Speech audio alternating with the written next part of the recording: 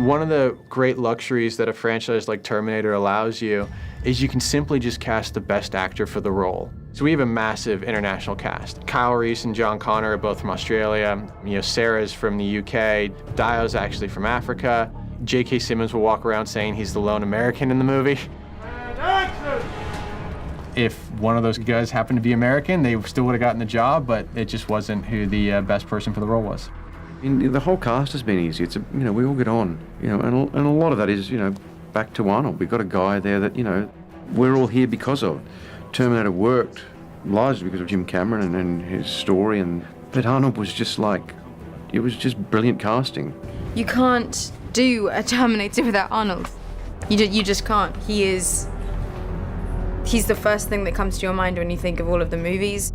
There's that poster of him with a gun, and to me, it's so iconic, and he became such an icon in the part. So, I think we're very lucky to have him as part of our story. The first time I met Arnold, we were doing a table read with most of the cast and all the producers, the big giant square table, and we're chatting and getting to know each other. Arnold came in and sat down.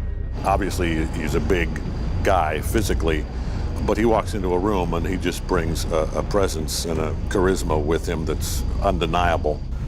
Old, but not obsolete.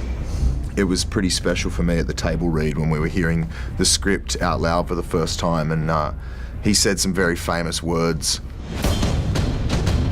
I'll be back. That was one of those moments where it was just like, shit, yep, there it is. There they are. Perhaps three of the most, iconic words in cinematic history. I had to get him the other day to do Sarah Connor, because just the way he does it, it's just so funny. I'm back. To me, Terminator has been an extremely important franchise because I remember when I did the first Terminator, it was really the first action movie where I didn't have to take off my clothes. I did take it off just for a few minutes, but the rest of the movie was with clothes. It was like with my leather pants on, or jeans, or leather jacket and t-shirt and all this. And the body was not the most important thing because the machine actually was the most important thing. So to me, this was an important breakthrough in my career because everyone thought that I can only do Hercules movies or to do Conan type of movies, where you need a little lion cloth and flex your muscles, and that was it. So here was the first movie where I, kind of did the movie all the way through with clothes on, and where it was acting, and where I was not only playing a hero like I did in the past, but I played a villain. But a villain that was kind of heroic, so it was kind of a mishmash of different things. It was really terrific and a great breakthrough for my career. After that came Commando and Red Heat and Predator and True Lies and all of those kind of things. The rest, of course, is history. One of the first people we cast, besides Arnold, was Emilia as Sarah. And the nice thing for me was I had a history with her in Game of Thrones. When I came to the project, Skydance was already very excited about her in the role. Look, everybody in our world is a Game of Thrones fan. So saying, hey, what about Emilia Clarke? It wasn't much of a stretch. And action. Look, it's obvious. She's beautiful, but she's also a badass. And that's an interesting but also difficult combination to find in an actress. How is he? Still breathing. Good. And you should be able to mate with Kyle Reese in this timeline. Oh, okay, we're not having this conversation again. We had to run a casting process as you always do, and it was really, really simple. She came in and read, and everybody looked at it and was like, that's it, that's Sarah. Her dedication to this role, the emotional depths, the charm, the humor, but also just the incredible strength. It makes her a very different Sarah Connor than we've seen, but she's absolutely fantastic in this movie. My brother made me watch, made me watch Terminator far too young. I just kind of fell in love with it, and it was always something that I wasn't meant to watch, so there was this kind of excitement surrounding it. You're not gonna say no to Sarah Connor. You know what I mean? You're just not. She's such an incredible icon for women everywhere, and just an opportunity to play such a fierce, strong warrior and put a new spin on it like we have was just incredible and incredibly exciting. I didn't know she's that famous when I first met her, but a lot of my Korean friends text me from Korea, please take some picture with her. So I didn't ask her yet, but today I finally asked her and she said, yeah. And then we set about trying to find Kyle Reese, and chemistry was a huge part of it. I think there was a temptation to go out and find a Michael Biehn and say, let's do that again. Because it was like Linda Hamilton, he so nailed what he had to do in the first movie. But after a while, as you work on the material, this is a different take on the character. We're exploring different things, and we then just set out to find the best guy for the role. I had the privilege of working with Jai a couple years ago on Jack Reacher, which is a movie we did with Tom Cruise, where he played a very different character. He played the villain of the film. This is insane. All of it. This is not the mission. We really actually ran a completely open casting process. Jai came in, and we actually questioned a little bit, does he have the range to play such a drastically different character? And he came in and tested with Amelia, and I remember me and Dana and Alan, we all looked at ourselves and went, that's Kyle. Just, he was simply the best actor for the job. You die, all right? What?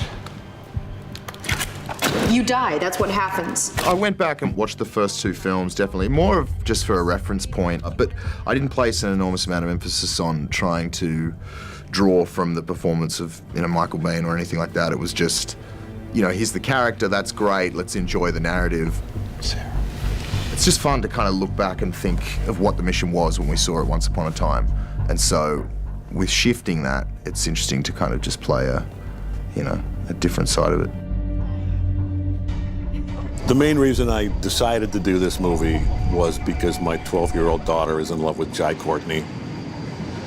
And I said, okay, I'll go work with him. You can come to the set if you want. Jai did a little birthday video for her 13th birthday saying hi to her. So she will be, that's next week that I will get to play that for her. I will be Mr. Super Dad. Yeah, that'll be big. We fight for those that have died. We fight for those who will die tonight.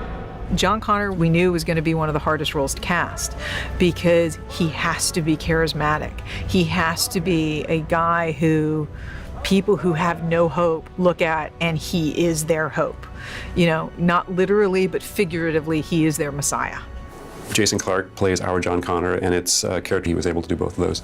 And I'd just seen him in Planet of the Apes, but the film that made us all fall in love with him was probably Zero Dark 30, and we were very lucky to get him. Jason Clarke is just one of those brilliant actors who can play simply any range. We don't know what's going to happen next. There's a big reveal scene in the parking structure, and Arnold actually came up to me at the end of the day and was like, David, Jason's really good. And I was like, yes, I know he is. I do not have sufficient data to answer the question. That's the problem with machines, no imagination. I mean, Jason was just so powerful with his speeches, so lofty, so strong inside. He never felt kind of intimidated by the Terminator or anything else, no matter what the challenges were. So I just thought he was terrific. It's a very enigmatic but captured guy, a man who's a messiah and has a future to fulfill to save the world, but then he's trapped in that destiny and in that world that he's been born into, and then you still didn't really know that much about him, about how he truly felt about everything that was going underneath. And I think that was a big key point for the writers and for David in figuring out why they wanted to do this, and I think John lies at the heart of it, about the man and machine. I feel like I'm just making a movie with a bunch of friends because we got to work with Byung Lee on G.I. Joe. When you think about Robert Patrick's performance, there was just something, it was a walking nightmare constantly coming at you. And the specifics of his physicality and the way he moves, the way he attacks, it's literally a nightmare that's never stopping. It looks easy on the surface because you're not talking that much, and it's really difficult because you have to move in a way that is specific but yet different and creepy and scary all at the same time. And we knew from G.I. Joe that he had that in spades. No idea if he'll want to do it. And friends call me Terminator as a nickname because they thought I look like him, and also I was the champion of arm wrestling, so they call me Terminator. So it's kind of a coincidence to get so it was really great. Literally, we wanted somebody who has a quality to him that actually feels slightly inhuman, because what he is playing is the personification of Skynet. He is 100% machine, but also an incredibly complicated artificial intelligence. And we chased Matt Smith down. I mean, I'm not gonna lie, I'd love to say, like, we asked him and he was like, sure, I'm gonna do it. No, we hunted him down to make him be in this movie. It actually took a lot of conversations, as he will actually tell you. It was his mother who eventually said, "You're an idiot if you don't do this," that actually got him to say yes, after he had said no about 3 times, and despite impassioned emails, and I promise you, you'll be happy you did this. And action! I think one of the funniest days on this set was the day it was announced that Matt Smith was going to be in this movie, because he coincidentally was here doing hair and makeup, and it felt like the internet went crazy. And now, having spent some time with Matt Smith, I can understand why. One of the great draws for me, really, was A, to play someone that was villainous, because if I look at my career, that's been something that I've always wanted to do, and to get to do it in a franchise like this. I'm 31 now. Sort of growing up in the 80s, I think for anyone who's about my age, the first 2 movies were seminal films, really, and I think they were just really ahead of their time. As when he was a white supremacist, and he's just a joy. JK it's lucky and wonderful for us to be able to watch him win an Academy Award while we're finishing the movie, but it just confirms what we already knew. That we spotted early what the rest of the world caught on to, which is the sort of stunning combination of the ability to be very light and comic, and also to have a lot of depth and understanding, and to have a kind of a performance. I mean, Whiplash is... I honestly, was not looking to do this kind of movie right now, but there was an inquiry, and I said, let me see the script, and I read the script, and I thought, this is really great.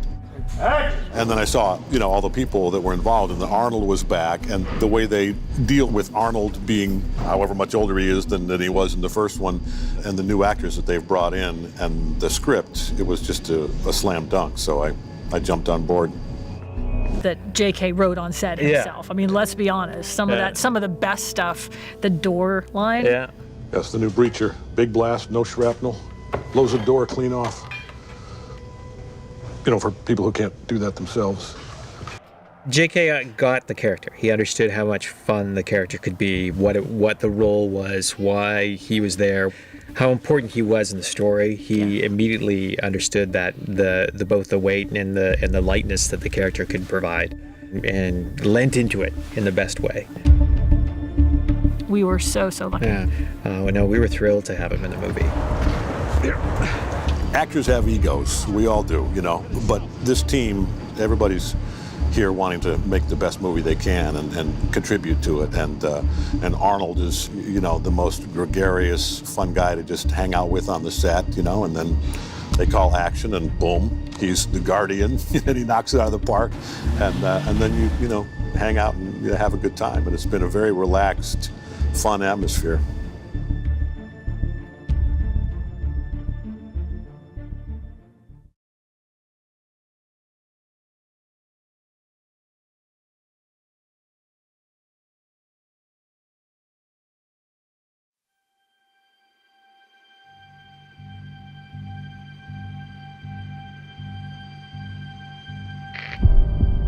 I'd never been to New Orleans before, and I was surprised at the fact that I completely fell in love with it and, want to move there. And there's something about that city that is just glorious. I mean, if you're going to be on location somewhere that's pretending not to be itself, it's great to be in a city that has a wonderful culture and spirit. It's a great town because it's such a film town now, because there's so many movies that shoot there. So you actually want to work hard to make sure that you have a distinctive look, and found, a combination of incredible sets that Neil built on our stages, that many of which were out at the NASA site, and then practical locations in and around town. Especially 1980s downtown Los Angeles, downtown New Orleans is kind of stuck in another time period, so it actually looks more like downtown. There wasn't a ton of location work. There was a lot of outdoor work, but it was more like parking lots. We shot the Future War very early in the shooting schedule, and we went right into 6 weeks of nights, and that was a big part of it. And we shot in this giant part of the port of Orleans, and the set was about a quarter mile long. So we had an enormous moon box suspended by a crane, enormous set pieces that Neil designed sections of the wall of the Future War camp. There were glimpses of the Future War in Cameron's first two movies, and he was such an efficient storyteller that he did very little there. He also, I think, wasn't trying to spend money where he didn't have to spend money. I was excited that we got to develop some of the things he'd already created. There's, wonderful weapons like the hunter killers and the spider tanks that are all got to actually spend time, with sort of gritty, full production of what it would be like to be in that kind of battle. There was so much pyro and atmosphere and extras and endoskeletons. We flipped a go with the truck. There was a big handoff between the first unit and the second unit, but all the things with the actors leading into and coming out of each stunt or event was shot by the first unit. It was a real close collaboration between the art department and the lighting department and everybody else, stunts, effects, pyro, actors, directors. It's basically D-Day, and you see literally the Resistance throw everything that they've got at Skynet, and it is a massive...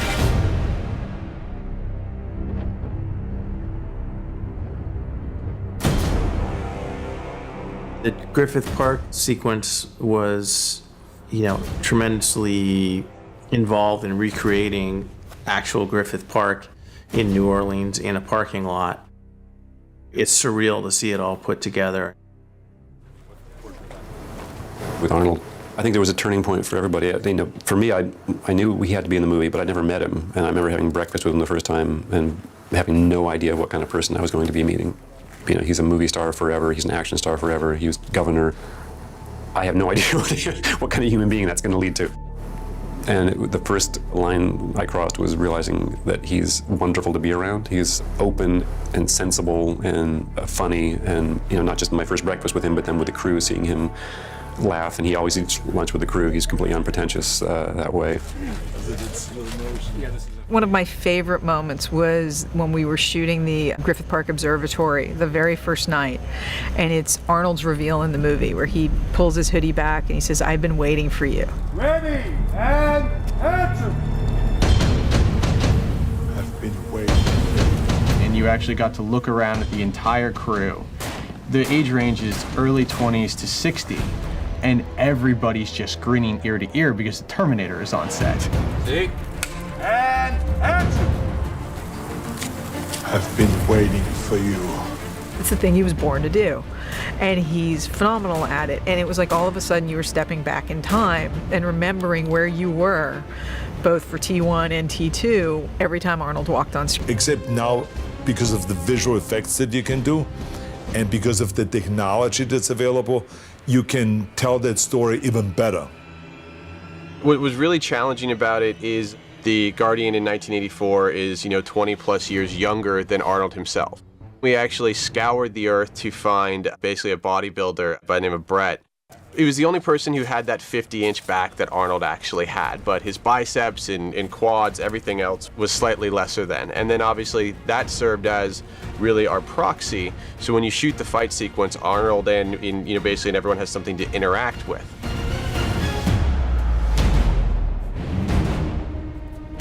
It's wonderful. To me, it reminds me sort of the encounter between the T-1000 and Arnold in T2, where they first face each other, and there's something just fun about watching these two things that have the massive Mack trucks going at each other. So it's a human scale fight with punches being thrown, but each one is, like a pile driver. Action! The fight tilts in one direction because, let's face it, our Guardian's been around a little longer and he's starting to show some wear and tear. Get to the moment that Kyle Reese returns to 1984. Oh my God, are they really just remaking the first movie but with a bigger Future War sequence? Why would they do that? And the reality is we're not. but we are pretty meticulously are recreating that initial 1984 sequence. Again, it's not a...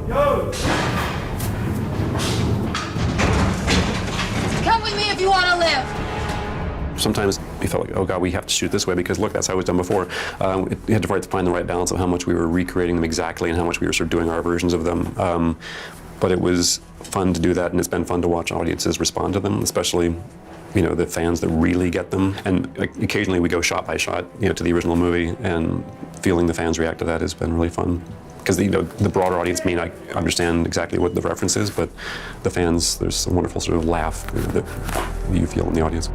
Set and action! 3, 2, 1, go! Come with me if you want to live.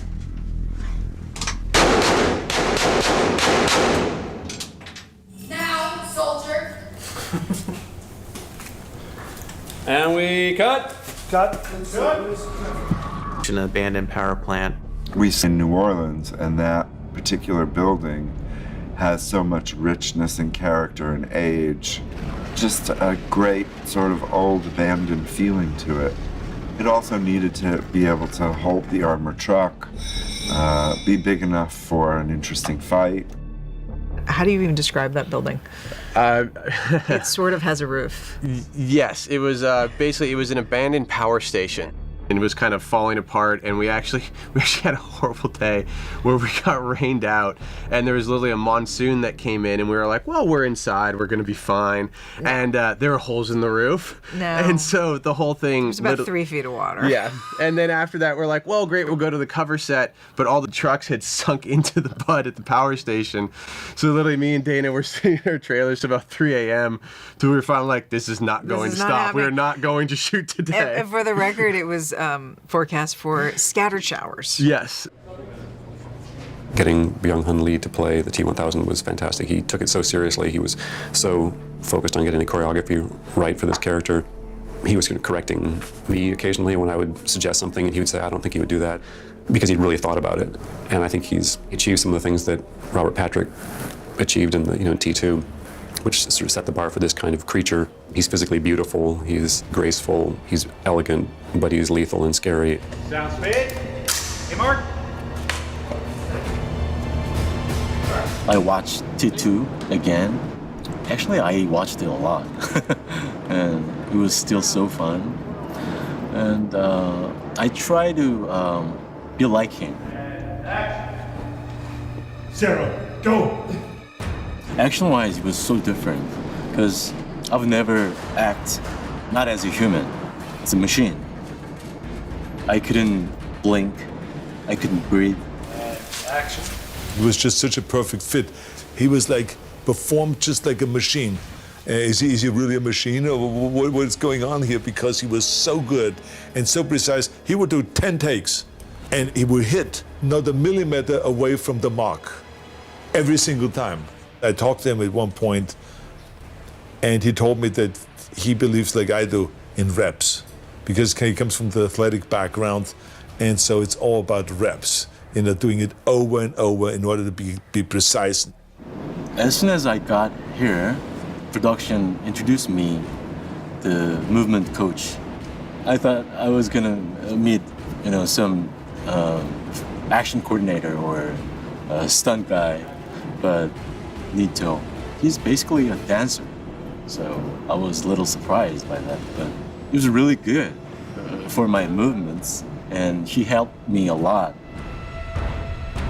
Neil built enormous set pieces. The tunnels, the interior was all beautiful sets built by Neil and conceived by Neil as if there were tunnels underneath this power plant.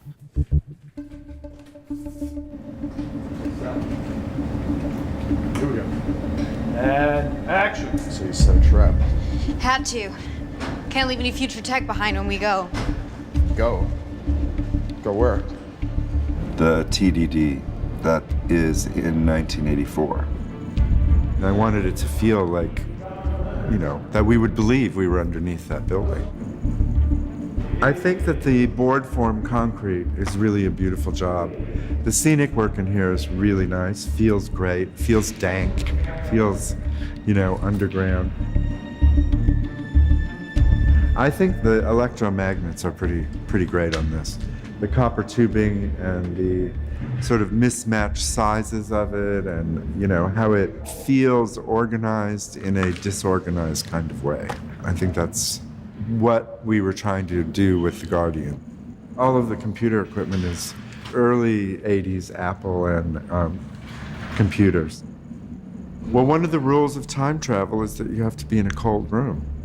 They're really refrigeration units, and we got them from a bunch of various junkyards, and there they are.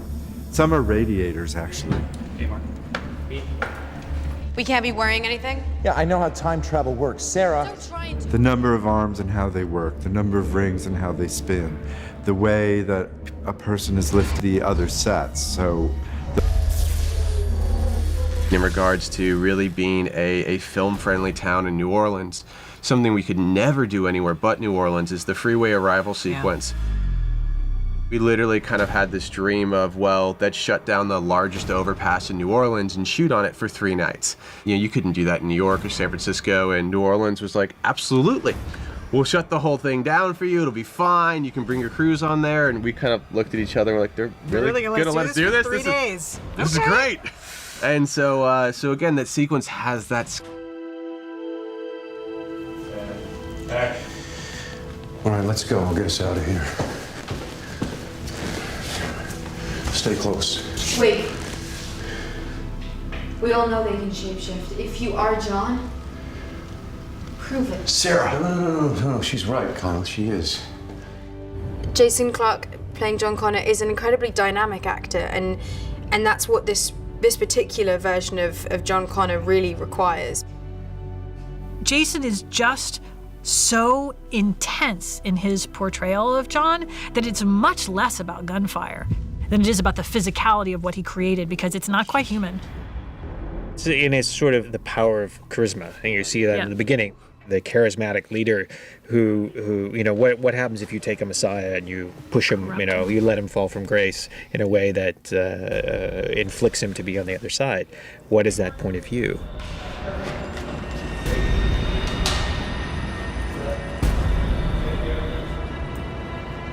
Ready, and action. John!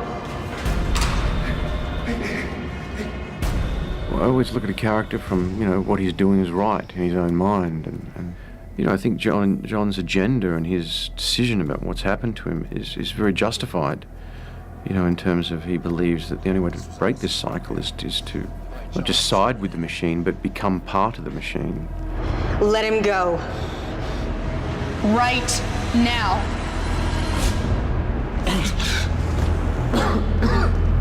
He truly believes that this is the way ahead, and he would like to take Sarah and Kyle with him, But we all have to make our own choices.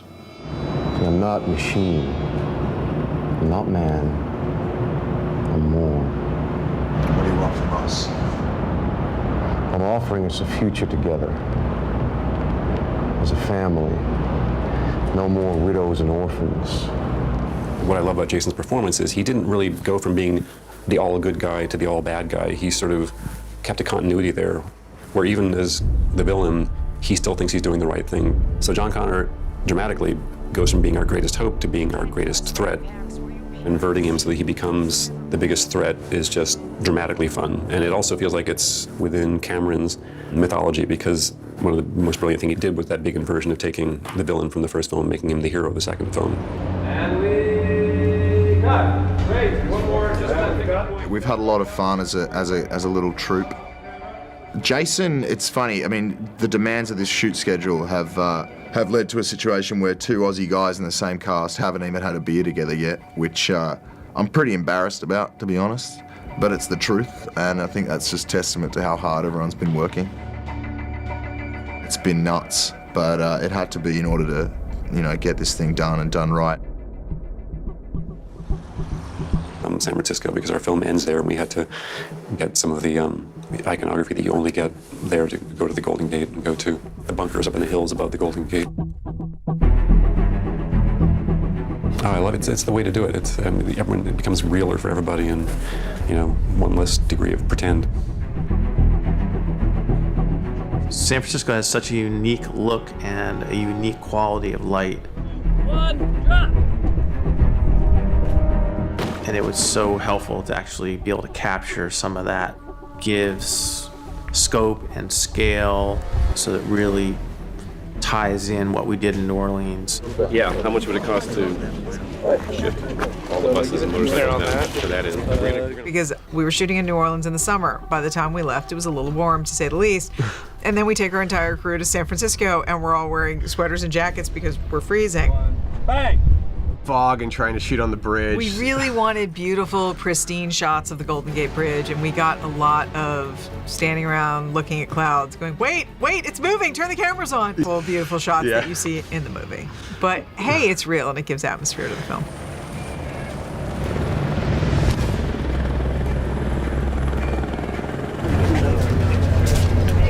Hi, you're powering. So it starts after my recognizing.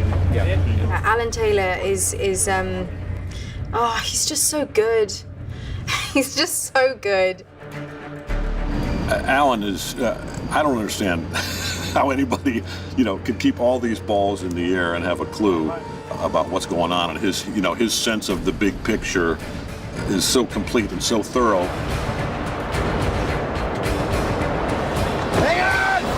He's a very smart man, and he knows story, and he knows actors, and he comes from some of the greatest TV ever done, The Sopranos, and then on Game of Thrones and Mad Men. He's been a pleasure to work with, like really.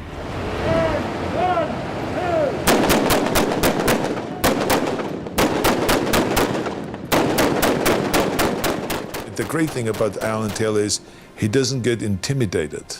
A lot of times when I have a new director in the film, they don't know how far should they go with correcting me, or what should they say and how should they say it.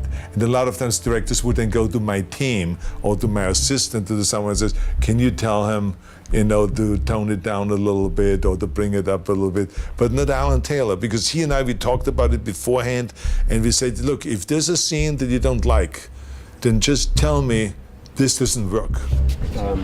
Ideally, on action, you start to walk. This time, it felt like you hesitated and you came in fast. Oh, I see. So I think coming not so hard. It's just basically you're walking forward. Exactly. Okay, good. Yeah. From day one on, he was never intimidated, and he came right to me, and he always very gentlemanlike, may I remind you. He would get the point across very clear that we can do better than that. And then you put more energy in it, and he really is there to pump you up. It's a little bit almost like a shrink, that comes in there. Says, I remember that here yesterday we did this. Today we're doing it in a different way. And just think about when you do this scene in Conan, and then you crush the enemy. Just give me that drive.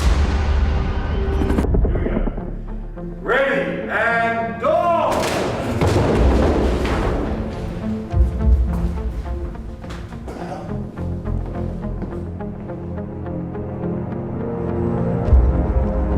We are filming at NASA, where you need about a zillion passes to get in. The sets are as big as the moon. What about that? Is it dangerous? Polyalloy requires programming to take permanent form. Without the CPU, it is harmless.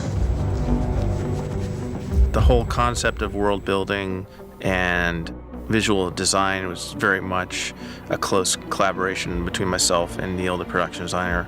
There's a lot of discussion about how we would incorporate lighting into his sets, because there's so much technology and light.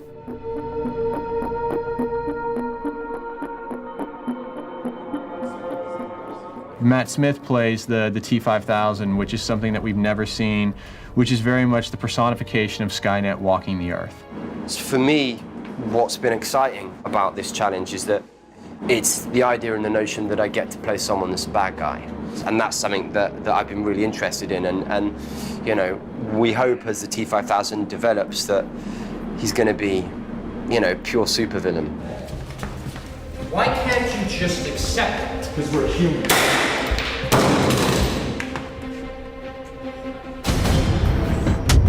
shot by the second unit.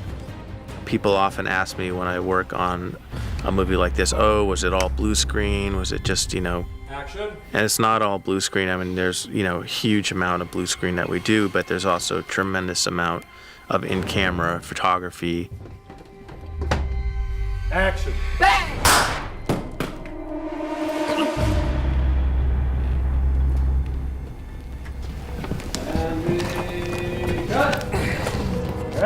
Well, if you're going to throw it down with anyone on the screen, you want it to be Schwarzenegger.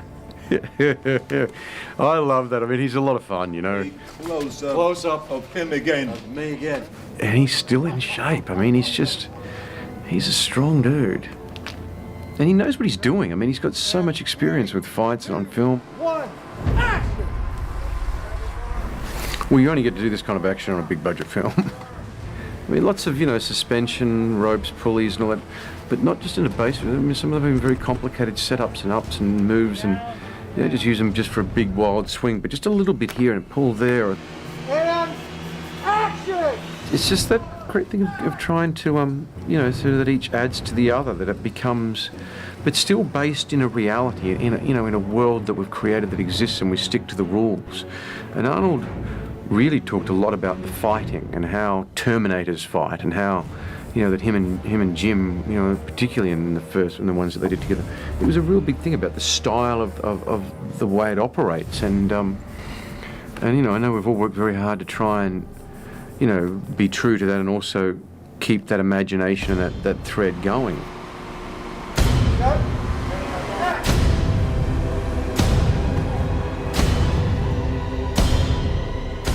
When you see the final product, no matter how much you've thought about what it's going to look like in the end, it's always, a jaw dropper to see a set that's been fully extended and executed, and all the different CG elements that are in there. You're just like, wow. Jumping up and down in a big pile drop.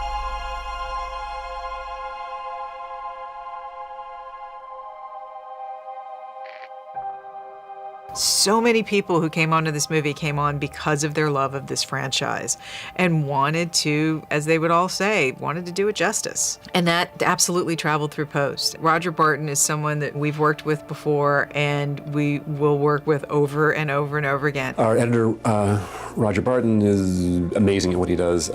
He's come out of years and years in the Michael Bay School when it comes to sort of the weaving the story together and keeping the ball rolling. He's amazing. I've been learning a lot from him. We have areas where I feel like I know what I'm doing, but there's areas where I'm really grateful that he knows what he's doing. I mean, it does feel to me like where they're transitioning is too late. I mean, if we're saying this haze over the lens is outside, and you see how it goes clear, right? Yeah, That's way too late. That's right? way too late, yeah. He's just such a pro, and he's got a team that comes with him that, it's not just one man in this kind of movie. It's, a whole army of people that are handling post for us, and they're doing a great job. There's urgency of getting them out, and I feel like we're going to come back and spend a lot of time with them doing that. Like I agree with Phil.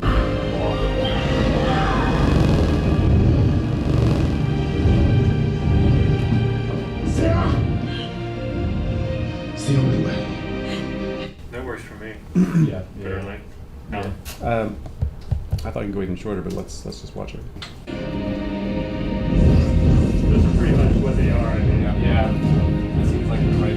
Yeah, it seems right. I mean, you're like, Okay, good. Credit to everybody who worked on this movie, from Alan to Roger to Yannick to Sherry, everybody who worked on this film in post.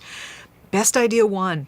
There really wasn't any ego brought to it. It really was about what is best for the movie. And whoever came up with that idea, it was like, great, okay, now how do we riff off of that? And yes, we all spent enough time in dark rooms with one another that it was just like, we're just gonna have a good time with this. It's taking up our lives, so we might as well just have a good time with this.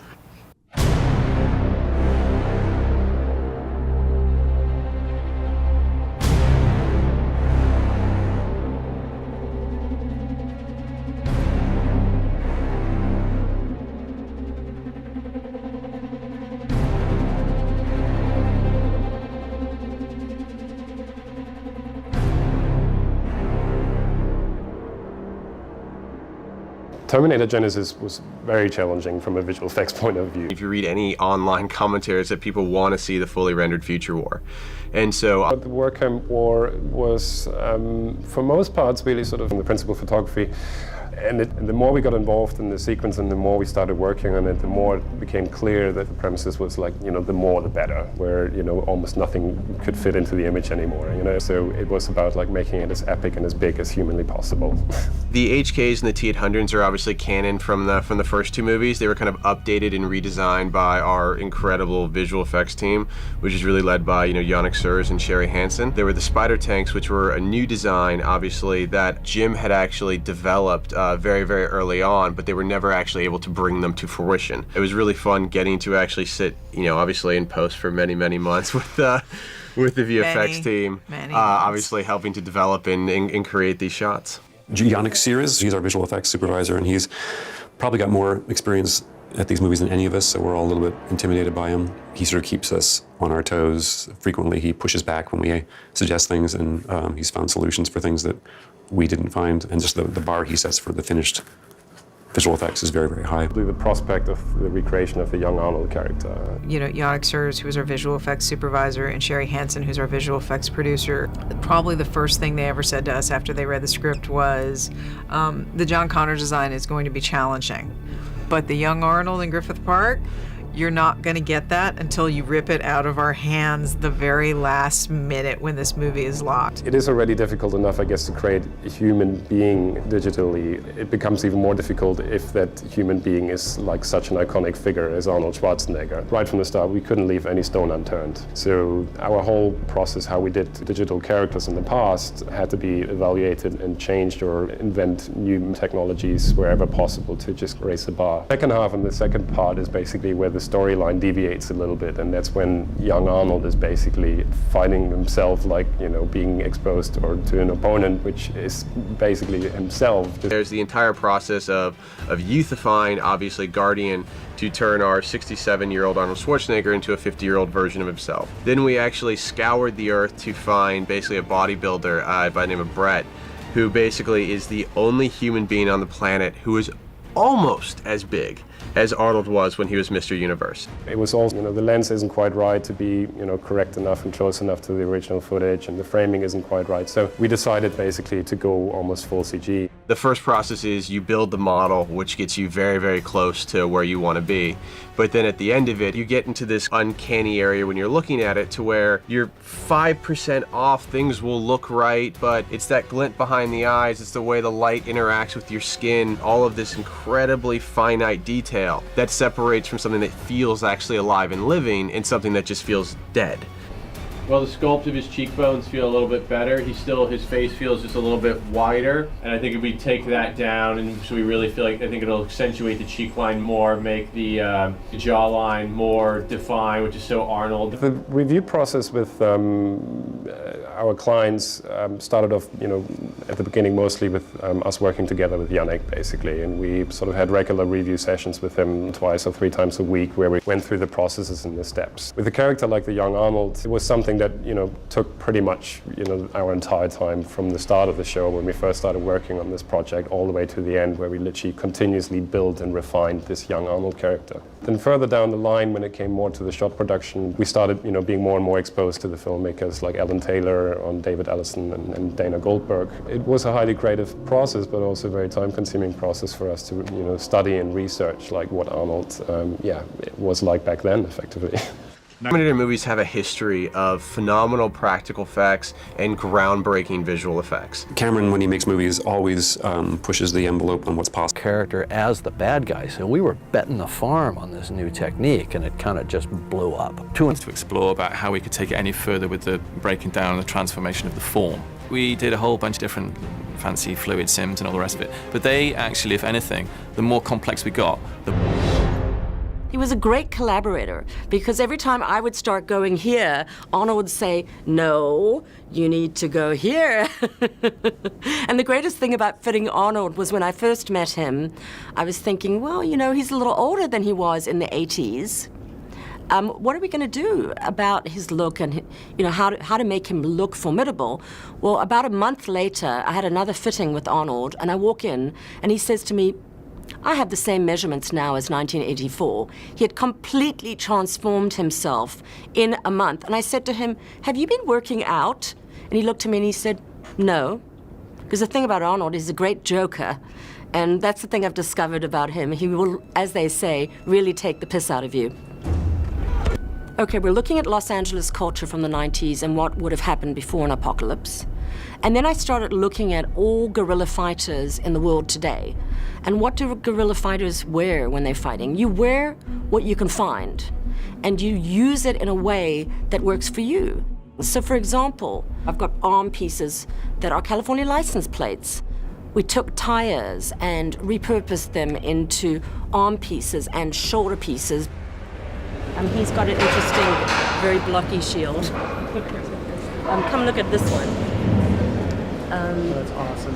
He's got some paintball, actually he's got motocross armor on. And we made all of these pieces. So it's a really interesting group of guerrilla fighters because you've got 350 people that essentially every single person is dressed differently. On this day, we take back our planet! Then we have the John Connors and the Kyle Reeses of that world. They are the elite officers. And so what's happened is you think if a community is at war, well, you're going to take the most highly functional things and you're going to put energy into that and supporting the elite fighters and give them the cargo pants and the things that you found that might be the most highly functional.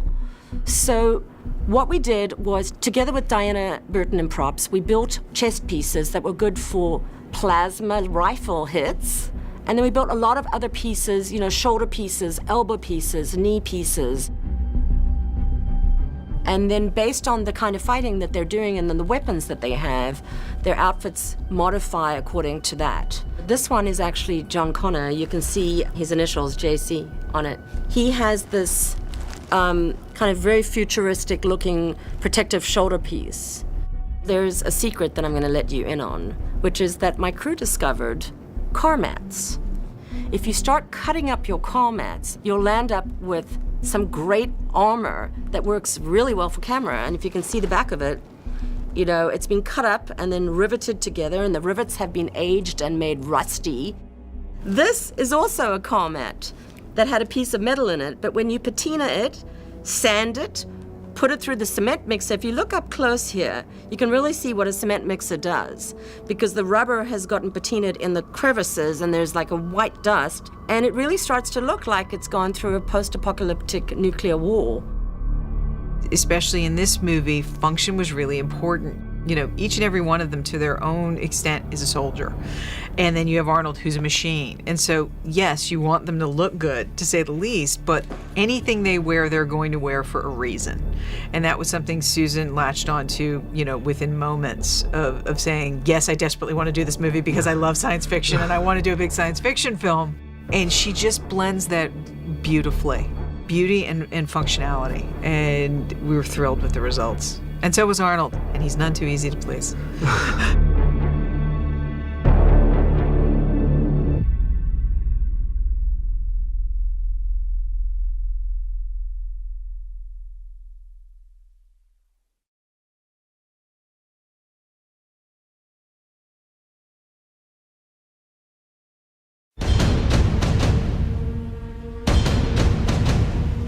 We're at Legacy Effects.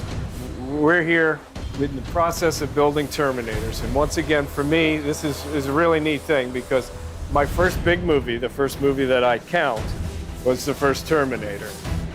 I've worked on all of them, and so it's quite an honor to be involved again with this. So what's pretty neat is to see the evolution of the technology that has gone into particularly creating these endoskeletons. And the rapid prototyping process and sculpting digitally in the computer has given us a sense of symmetry and machine preciseness that is so different than how it was originally done when it was all sculpted by hand in clay, then molded, then all the pieces taken out, painstakingly hand sanded and redone. And you look back at it fondly because it was such an iconic character. but the precision and the cleanness and how we've created these things now is really remarkable.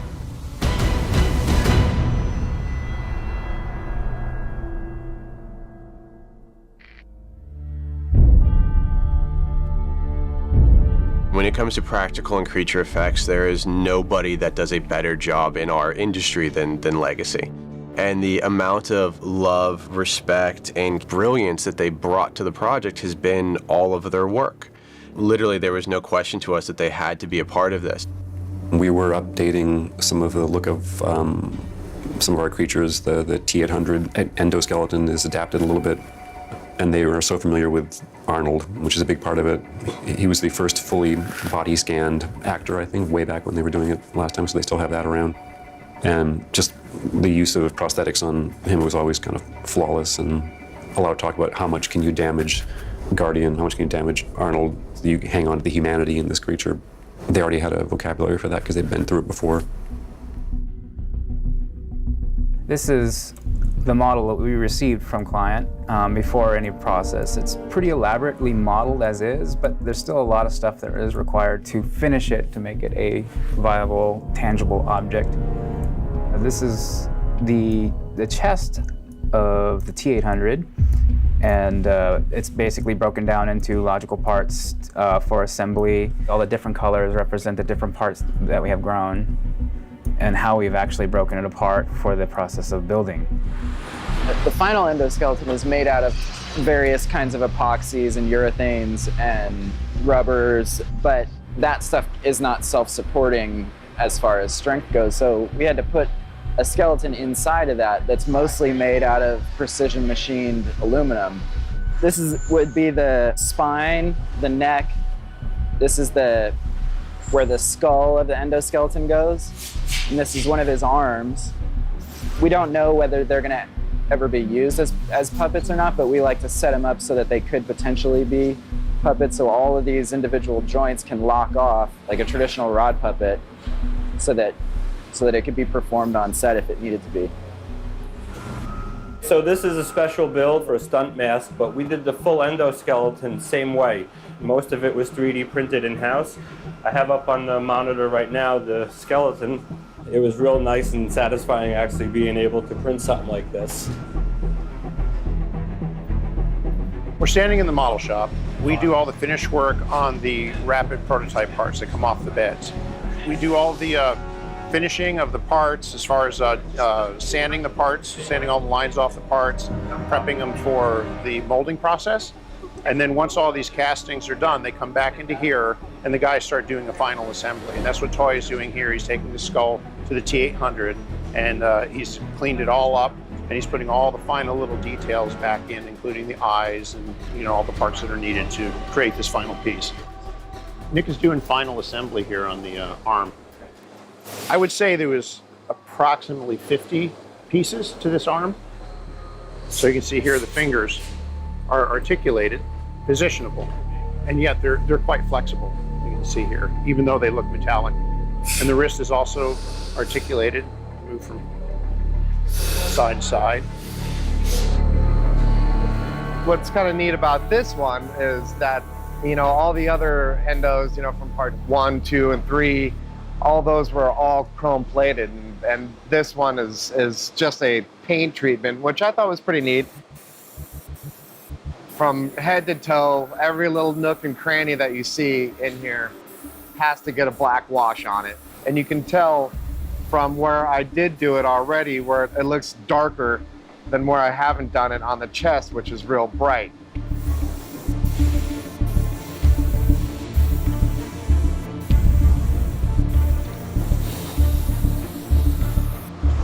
And then wipe it off and just let the black settle into the lines. And that just pulls out, all the detail. You get to see all the cool lines and all the nice shapes and forms a lot better when you have a black line defining everything for you. Wanted to introduce you guys to the T-800 endoskeleton. This is one of 3 endos that we're going to have on the show. This being the hero. This one will be mostly for lighting for these actual CG walking characters. But every now and then, I'm sure we'll get a shot off where we have an insert piece or something of that nature. So that's why we wanted to try to make them as articulated as possible. So if we had to do an insert shot of an arm coming in or something, we have nice bearings so we can have easy movement in the waist. And the head has a ball and socket joint, so we can get all kind of movement out of this. This one's mostly epoxy and some urethane parts.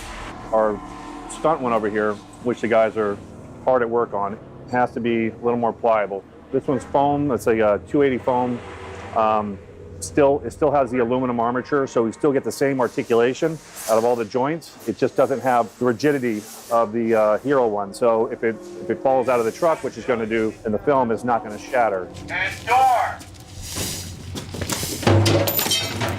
Basically what we're doing is the rest of the crew here is catching this one up to the same level as this. So when they're done, you won't be able to tell them apart.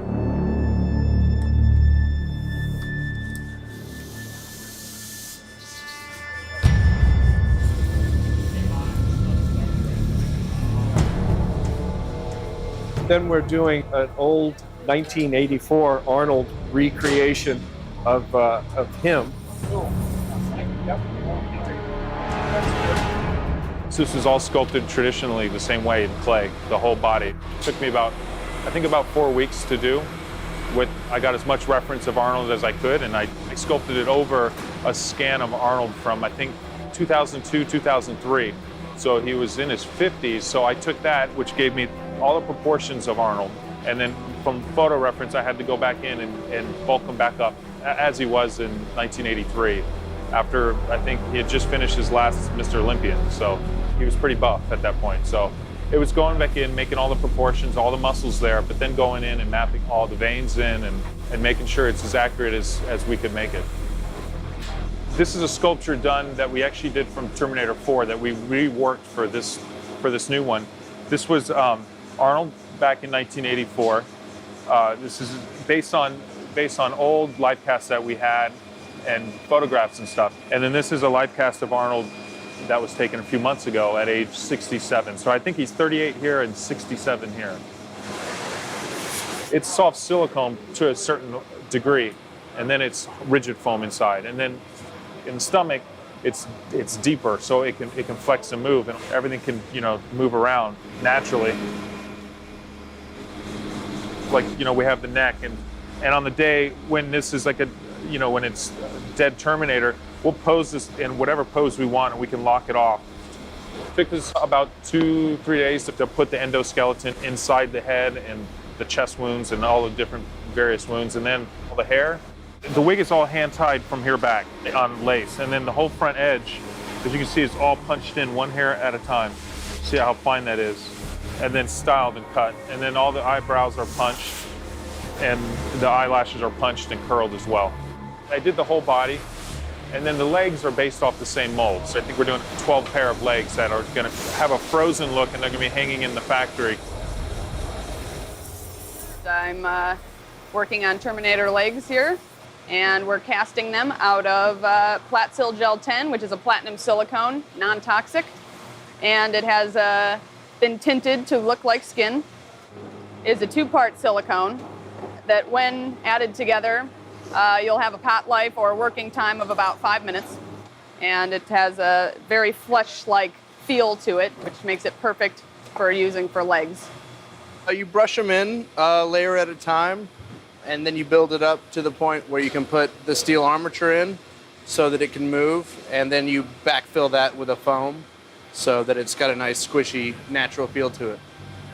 We can do about 1 a day. It takes about probably 6 hours maybe. When the piece comes out of the mold, it obviously has a seam line on it, and our job is just to erase that so it doesn't look fake. The hardest thing to pull is obviously the human eye. If there's a few little dotted line of a seam, the mine actually fills it in. You always see the line, so you really got to work hard to confuse it and hide it. We're just mixing up some material and putting it over the edge and smoothing it out. And then once we've done that, let me go back over and try and match the texture that the sculptors have done.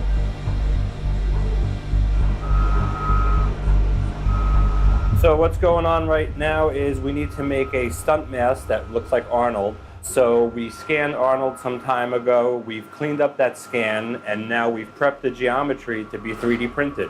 I can open up the hood to give a little bit more insight. So it's printing right now face down at a 16 micron level, which is smaller than one of my piece of hairs. With every layer that goes back and forth, that's one of the layers of the geometry building it up. And as it goes on, those lights cure it to bring it to a hard state. And then once it gets 3D printed, it'll be handed over to a makeup artist / sculptor to bring out even more detail in it. In this scenario, Arnold's gonna take about 29 hours to print his full face. So we have just about 29 hours left. It pretty much just started. So tomorrow afternoon, we'll have Arnold in our hands. And we're also doing lots of prosthetic appliances. This is a big part of the Terminator movies, always have been. So here we have a map to what the makeup is eventually going to be like. There's 5 different stages to the Arnold makeup. In each new stage, there's anywhere between 3 and 6 new appliances added. So you start out with the basic Arnold Guardian, then he'll get a couple of new scars. Then we go to phase B, new scars being added. Stage C, looks like there's 9 more scars being added, all the way up to the point where he becomes the really disfigured Terminator. This is a glue that we glue appliances on the face with, and what we're doing here is we're making a self-sticking appliance. We're taking this liquefied glue and turning it in front of a little bit of heat and air for hours and creaming it to like almost like a peanut butter paste. We figured out with our acrylic colors and some flocking the proper color to match to Arnold Schwarzenegger's skin tone. So once this is a nice thick peanut butter, we'll take this and put it into molds that we have outside that I'll show you now. So what Ken's doing here is he's just spatulating the prostate into the mold, making sure there's no air bubbles, getting all the detail captured. And once the prostate's in there, a nice even level, he's gonna take the acetate plastic, he's burping out all the airs, and he's gonna create a blend edge that'll blend down to Arnold's face.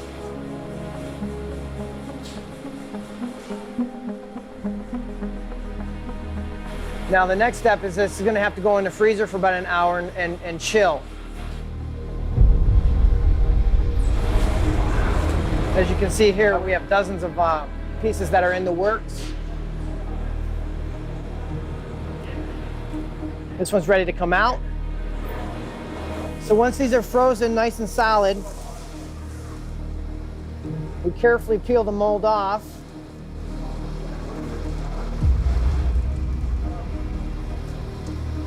And here's the appliance, but it'll never really go translucent. So what we have to do is we take this appliance, we put it into a convection oven or dehydrator for days. Then once it comes out of the oven, it'll go into our box and it'll get shipped to set for application. When I look back to what we did back then with a small group of people, it's a classic film. But technically, you keep getting better, and the bar keeps getting raised, and so the standards keep going up. And it's very photoreal now the way the appliances are being done. And then what's genius about it now, what we couldn't do back then, was the blending of the CG with the prosthetics. With prosthetic appliances, you can only build up onto the skin; you can't take away. So what's fantastic, and we did this actually back on T3 for the first time, was removing from the actor, which you can do, utilizing the combination of CG and the appliances. So it's bringing to bear all the state-of-the-art tricks of the trade to make this movie really special.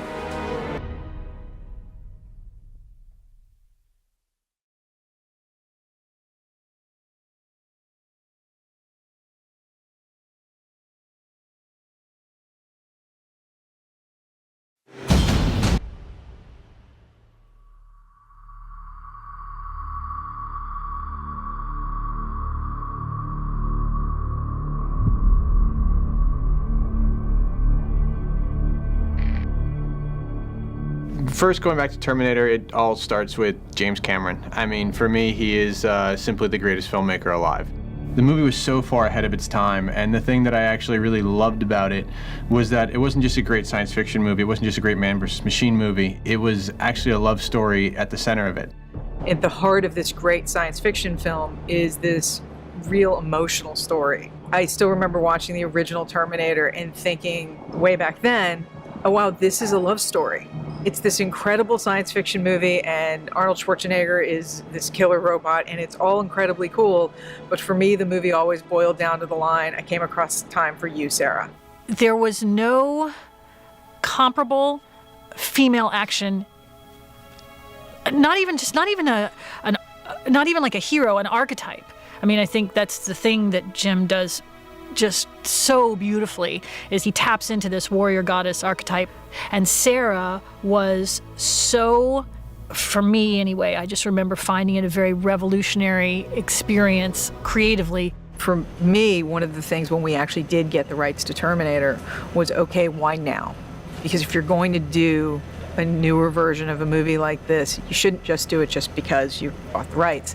It's how do you make it relevant? And for us, the why now has always been the technology.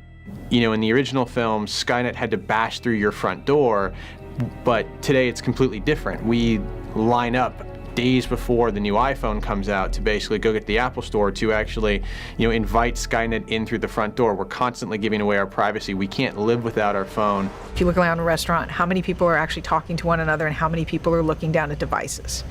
How much of our lives are absolutely dependent upon devices? And that is what Genesis is. Genesis is the moment of that tipping point.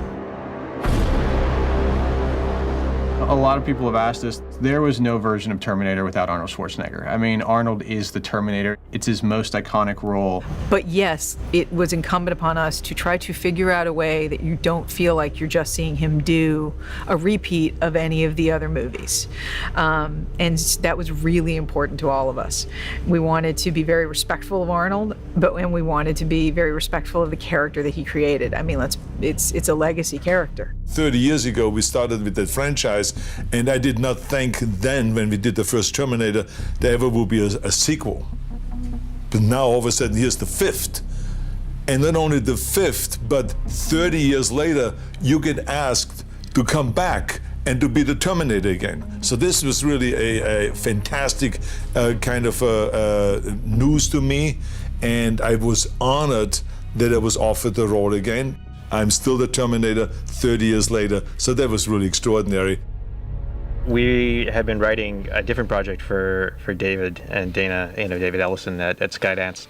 And as we were finishing the first pass on that, they had been putting together the rights with Megan Ellison for doing a new Terminator film. I think they had talked to Lita a few times, in which she kept saying no. Yeah. I did not feel comfortable. I didn't feel comfortable given my relationship with the person who had created the universe. It felt like, mildly sacrilegious. And then you changed your mind? Well, I finally ended up talking to Jim about whether or not he thought I should do it.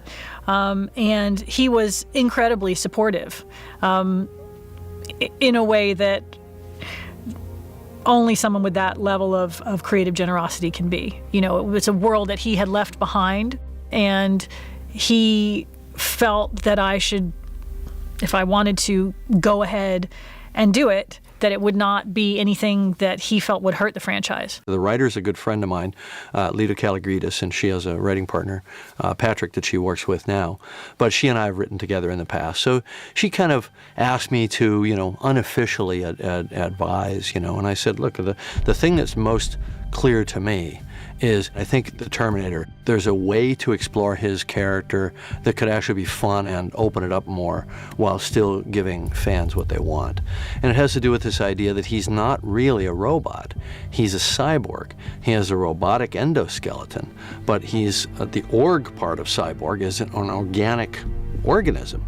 So he's got living human tissue over the outside. And so that would age. And so the idea that Arnold now, as a 60-something, is playing the same character that he played back when he was in his late 30s, or mid-30s, I guess, is perfectly plausible in that world if you buy into the conceits of that world.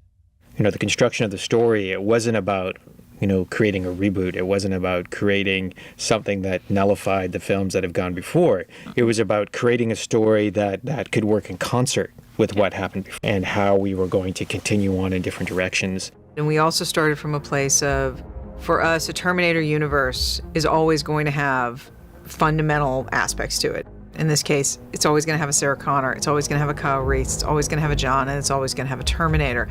They just may not resemble the versions that you've seen previously. And, that did lead ultimately to what is the big twist in our movie. Push the story that far at that point? Up to the moment we were going to have meet with Skydance and pitch them the ideas that we were beginning to germinate. That morning, kept thinking, what do you do with the savior of the world? How do you take him on a journey that is unexpected? And what, from Skynet's point of view, is the thing that always trips Skynet up? That is the most important part to me, is if you are Skynet and you are an AI and a learning machine, you realize that because of the loops of time travel, time travel loops and loops and loops and loops, and so at some point in that loop, Skynet figures out the thing that always makes it lose is John Connor. And if I want to win, well, I need one of those. And if I can't make one of those, I will take it, and I will co-opt it, and I will make it be mine. So thought of that in the morning. It's one of those things where you're in the shower, and you're like, oh, what if we do that? I remember calling Lita, so I have this crazy idea. Oh, yeah, and Lita was like, well, I don't know if we can do that. That's what I was. We had talked about maybe infecting Kyle and have that infection sort of going out over the period of the movie, and it's sort of a gradual thing. And the call ends, and we haven't decided if it's going to be that way or not. And I can't believe you're actually going to tell this story. And then we go into the pitch meeting, and we're sitting there, and Lita starts pitching, and lo and behold, I have no idea which version she's going to pitch. And suddenly she pitches, and then John is, the villain is co-opted by Skynet and they were like, oh, that's it. And it was just like, oh crap, I guess we're doing that one. And really fun to explore what the emotional repercussions of that would be. There's phenomenal action in Terminator movies, and we plan to live up to that promise. But a lot of people can shoot action. Not a lot of people can really get true character-driven performances in the middle of, again, a giant science fiction film. I love and worship at the altar of Game of Thrones. To me, it simply redefined what you can do on television. And Alan Taylor was a massive part of those first few seasons. You're never approached directly about things. I was finishing my last movie, and I came in to have a meeting with Skydance, who had been developing it for years with Megan Ellison. And we had a general meeting, and we talked about a bunch of things, and they mentioned Terminator, but I never thought they were mentioning it for me. And then we had a meeting a week later, and it was all about Terminator. And at that point, it was equal parts, oh my God, excitement, and also, oh my God, how on earth, do I step up to that? Knowing that Arnold was going to be in this and that he's aged and he's a different guy now, the excitement for me was to really embrace that and say, we're not going to brush that into the table. We're not going to pretend. We're going to explore, what does it mean for a machine to be trapped in a timeline with no access to future technology? What's going to happen to that machine over time? That was the key to finding a new thing to do with Arnold in that role. It's a source of humor in the movie. It's also a source of pathos. Your heart goes out to him, and so that was exciting. The first creative sort of teammate I reached for was Kramer Morgenthau, who'd been my DP on various things. We met on Boardwalk Empire. I took him into Game of Thrones, and then we did Thor together, so there's sort of a shorthand and a camaraderie there, and I love his work, and I think he can make things look epic and beautiful. The pre-production process on this picture was tremendously involved, and huge amount of moving parts, working very closely with Neil, the production designer, and figuring out the places where practical photography leaves off and virtual photography takes over. Neil Spisak came on as our production designer, and I never worked with him before, but we just sort of met people, and I loved the way he talked about the worlds. That's how much space we have. I know you included the pillar. That's Big Bear. Okay. But what I like about this one, you know, the entire concept of really turning a ruined LAX into the opening sequence where the Future War took place was entirely Neil's idea. And he came in with these phenomenal renderings that he had done of it, and it was just like kind of all of our jaws hit the ground, and we're like, this has to be the guy for the movie. I think our helicopter should be gray. Oh, this is a Future War stuff? Future War, yeah. And he had some real challenges in evolving things that had existed, like the hunter killers and the spider tanks, but making them cool for our time. And we're creating our time displacement device, which has been referred to but never seen before. Kramer, of course, likes the darker. Two ideas. One, when they come back to the third act, it'll probably look like this.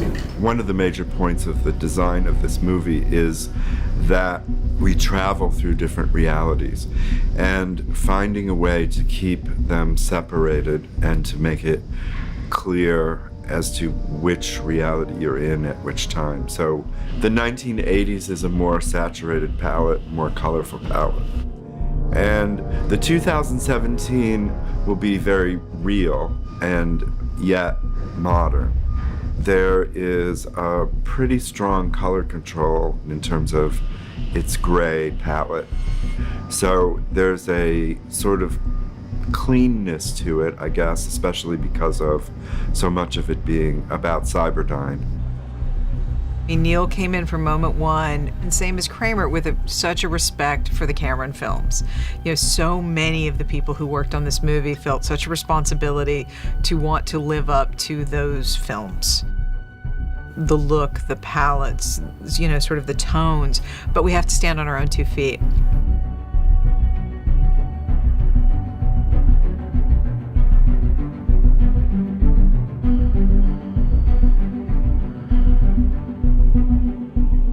Obviously, we were massive set builds on this movie.